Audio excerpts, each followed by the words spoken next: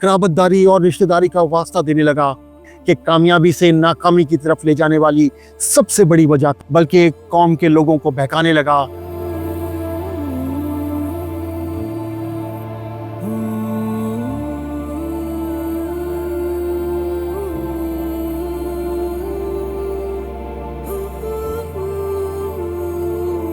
اعوذ باللہ من الشیطان الرجیم، بسم اللہ الرحمن الرحیم۔ السلام علیکم معزز خواتین حضرات۔ قرآن پاک اللہ تبارک و تعالیٰ کا وہ کلام ہے کہ جس میں کوئی شک نہیں۔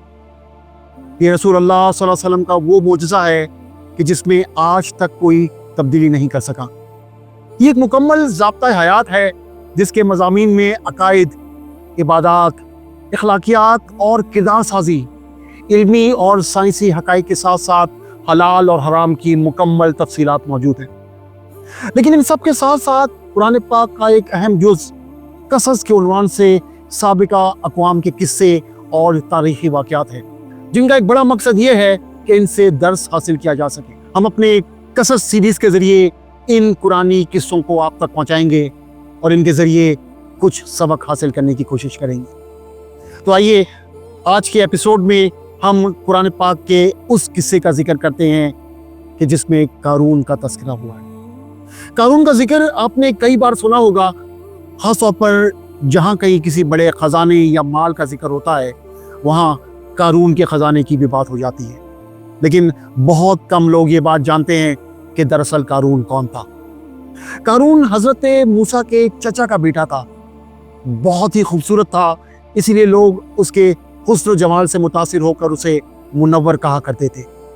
اس کے ساتھ ساتھ اس میں یہ کمال بھی تھا کہ وہ بنی اسرائیل میں تورات کا بہت بڑا عالم اور بہت ہی ملنسار با اخلاق شخص تھا۔ اسی وجہ سے لوگ اس کا بہت ادب اور احترام کرتے، لیکن دولت جمع کرنے کی ہوس نے اس کے حالات میں تغیر پیدا کر دیا۔ بے شمار دولت اس کے ہاتھ آتے ہی اس کا ایمان رخصت ہو گیا اور وہ منافق ہو کر حضرت موسیٰ کا بہت بڑا دشمن بن گیا۔ اسی دولت نے اسے اس قدر اعلیٰ درجے کا متکبر اور مغرور بنا دیا۔ قارون کی دولت اس قدر بے حساب تھی کہ اس کے متعلق اللہ تبارک و تعالیٰ کا ارشاد ہے، ہم نے قارون کو اتنے خزانے دیے تھے کہ ان خزانوں کی کنجیاں ایک مضبوط اور طاقتور جماعت بمشکل اٹھا سکتی تھی۔ جب زکوٰۃ کا حکم نازل ہوا تو اس نے حضرت موسیٰ کے روبرو آ کر یہ عہد کیا کہ وہ اپنے تمام مالوں میں 1000واں حصہ زکوٰۃ نکالے گا، مگر جب اس نے حساب لگایا تو وہ ایک بہت بڑی رقم نکلی۔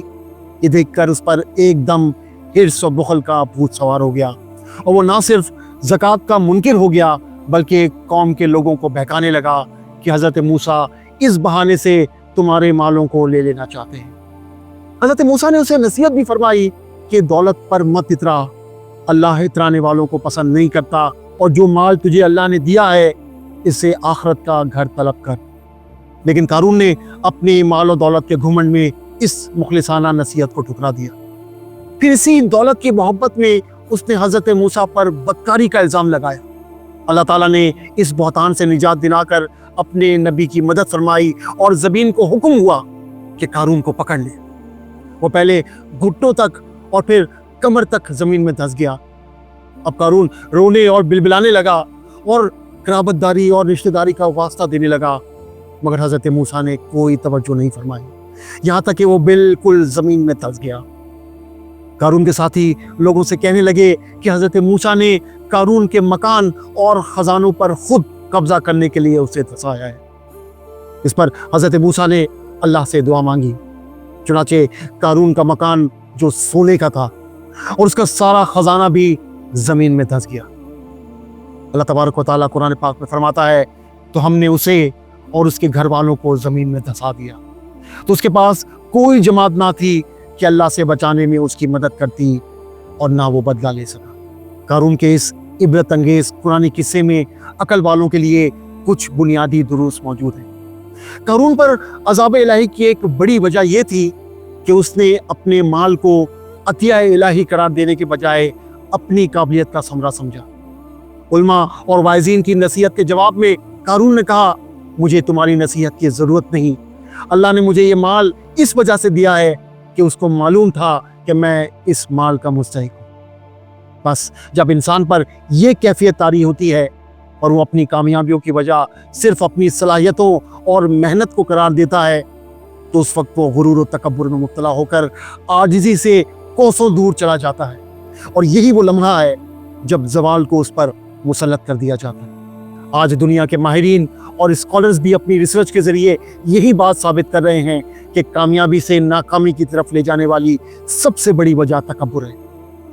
मशहूर अमरीकी रिसर्चर और मुसल्लिफ जिम कॉलिंस अपनी किताब हाउ द माइटी फॉल में उन कंपनियों पर रिसर्च करता है जो कामयाबी के बाद नाकामी का शिकार हुई, और उसके नतीजे में ऐसी कंपनियां तलाश करने में कामयाब होता है जो एक वक्त में बुलंदी के उरूज पर फाइज थी, मगर फिर ऐसे ज़वाल का शिकार हुई कि कुछ ही अरसे में बिल्कुल गैर अहम हो गई। जिम कॉलिंस की रिसर्च मजीद ये बताती है कि इन तमाम कंपनियों के ज़वाल की सबसे बड़ी वजह ये थी कि मुसलसल कामयाबियों ने उनके कायदीन को गुरूर और तकब्बुर में मुब्तला कर दिया था। उन्होंने ये गुमान कर लिया था कि तमाम कामयाबियों की वजह सिर्फ उनकी मेहनत, कोशिश और बेहतर प्लानिंग है, और इन वजूहात के बाइस कामयाबी उनका हक है, और इसी हक के बाइस उनसे कोई गलत फैसला हो ही नहीं सकता। फिर इसी गुरूर तकब्बुर ने उनसे ऐसी गलतियां करवाई जो उन्हें ज़वाल के अंधेरे गड्ढे में ले गई। वाक़े कारून में एक और दर्स ये है कि जब माल की मोहब्बत दिल में घर कर जाती है तो उस वक्त इंसान एक ऐसी बीमारी में मुब्तला हो जाता है जिसमें उसे बस यही फिक्र होती है कि ज़्यादा से ज़्यादा माल जमा हो जाए। सुबह उठने के बाद से लेकर रात बिस्तर पर जाने तक उस पर हर लम्हे यही धुन सवार रहती है कि किस तरह ज़्यादा पैसा आ सकता है। इस धुन में उसे कवानीन और ज़वाबित का लिहाज ना करने, इखलाकी हुकूक पामाल करने और शरीयत की पाबंदियों को तोड़ने में कोई आर महसूस नहीं होती। रफ़ाही काम करने, ज़रूरतमंदों, मोहताजों और परेशान हाल लोगों की मदद करने में उसे कोई दिलचस्पी नहीं होती, जबकि ज़ाती मुफाद, खुदगर्जी और नफसानियत हर वक्त उसके पेश नज़र रहती है। ये हवस के मारे और पैसों के पुजारी इस बात का बखूबी इदराक रखते हैं कि एक दिन ये सारा माल छोड़कर चले जाना है, और उस दिन ये माल उनके किसी काम नहीं आएगा, लेकिन इस इल्म के बावजूद उनके अफ़ाल में कोई तब्दीली वाक़ई नहीं होती। इन लालची अफराद ने यकीनन अपनी ज़िंदगी में ऐसे बेशुमार लोगों को देखा होगा जो दौलत के होते हुए भी अपने आप को मौत के मुंह में जाने से नहीं रोक सके। तो होना तो ये चाहिए था कि मौत की इस सफाकी को देखने के बाद वो अपने दिल से दौलत की मोहब्बत को ख़त्म या कम कर देते, लेकिन दौलत और पैसे की लालच एक ऐसी बीमारी है जिसका इलाज नामुमकिन है। हज़रत अनस बिन मालिक से रिवायत है कि रसूलुल्लाह सल्लल्लाहु अलैहि वसल्लम ने फरमाया, अगर इब्न आदम के पास सोने की 2 वादियाँ भी हो तब भी ये तीसरी की ख्वाहिश करेगा, और इब्न आदम का पेट कब्र की मट्टी ही भर सकती है। दौलत का हुसूल और जायज़ माल कमाने में कोई हर्ज नहीं, ये हर्ज सिर्फ उस वक्त है जब दौलत और उसे जमा करने की मोहब्बत दिल में घर कर जाए, और यही वो मोहब्बत है जो गाफिल करने वाली है। अल्लाह तबारक व तआला इरशाद फरमाता है, तुम्हें गाफिल कर दिया कसरत माल की तलब और हिर्स ने, यहाँ तक कि तुमने कब्रें जा देखी। कारून के वाक़े को कुरान पाक में बार बार पढ़ें कि शायद इसके ज़रिए दिल से दौलत की हवस ख़त्म हो जाए।